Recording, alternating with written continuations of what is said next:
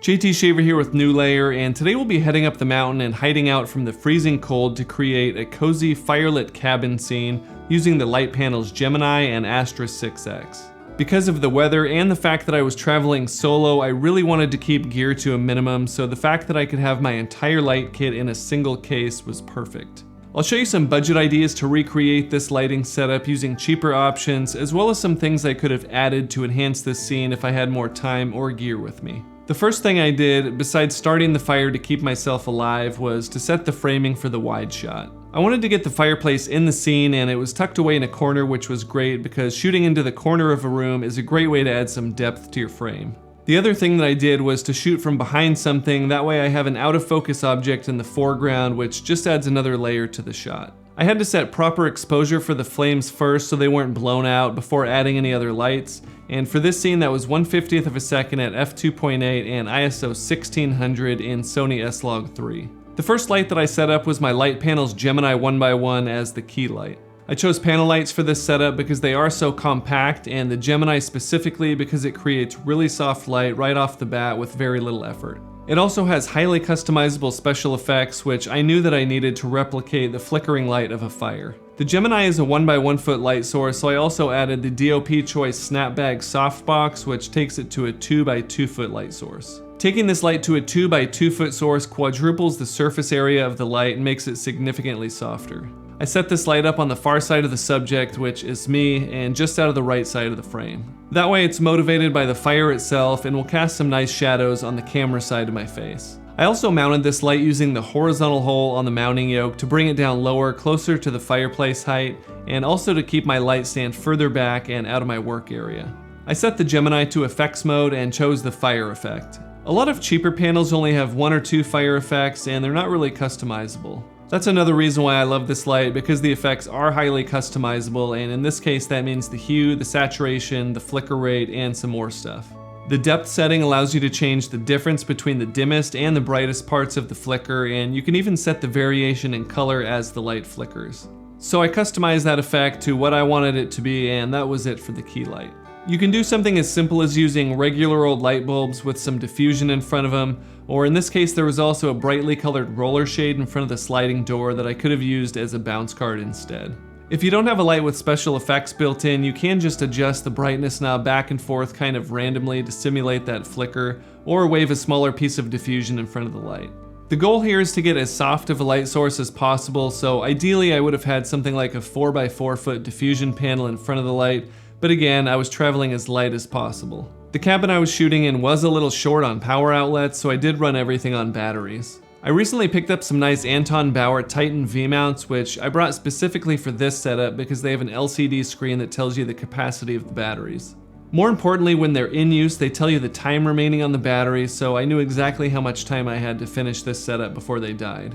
I wanted to keep the ambient look, so my second light is a super subtle fill light. For this light I'm using the Astra 6X because it's bicolor, so I can choose between a warm or a cool color, and it also has a focusing lens on the front to give me a tighter beam angle around 45 degrees. A tighter beam angle just lets me aim this light and control the spill a little bit better so it's not hitting anything I don't want it to without having to use a grid or any other external modifiers. I wanted this light opposite the key light, but since there was a wall there, I decided to bounce the light off the wall and use the wall as the light source instead.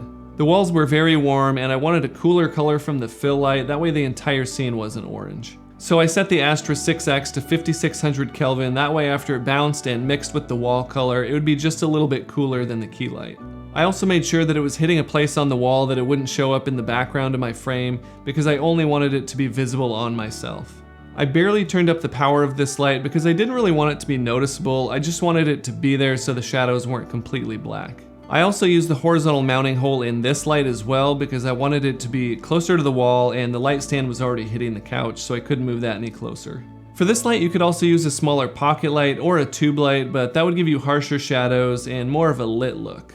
Bouncing the light and creating a larger, softer light source like I did gives you a more natural and ambient look. The color temperature of fire is around 2000 Kelvin, so I set my camera's white balance to 3200 Kelvin. That way the key light will maintain the strong warm orange look and the fill light will be on the bluer side.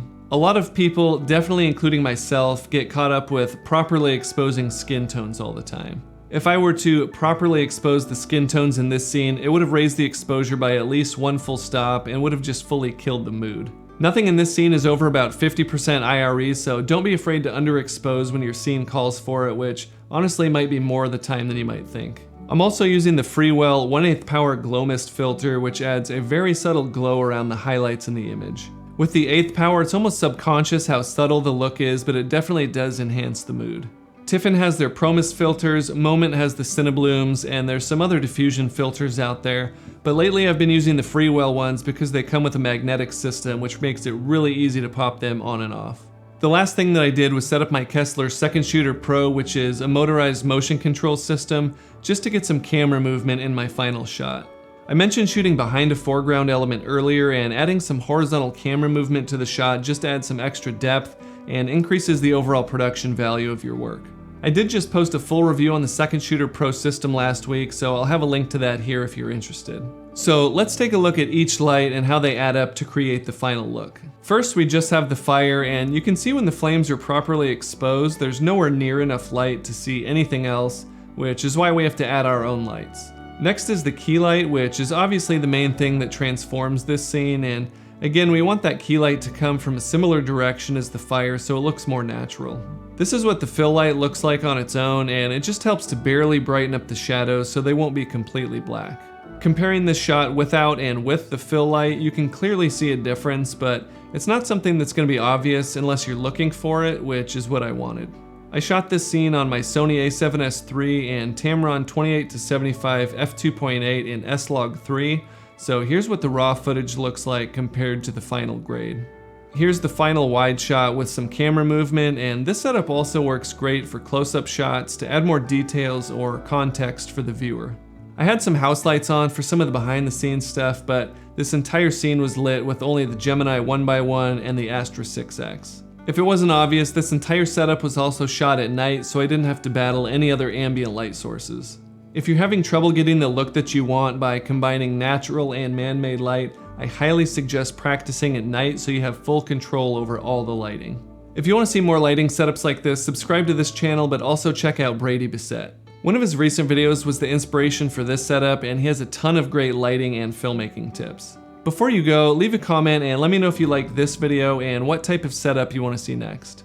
I'll have links in the description to everything I used in this setup if you want to check those out further. That's it for now, thanks for watching, and I'll see you next time.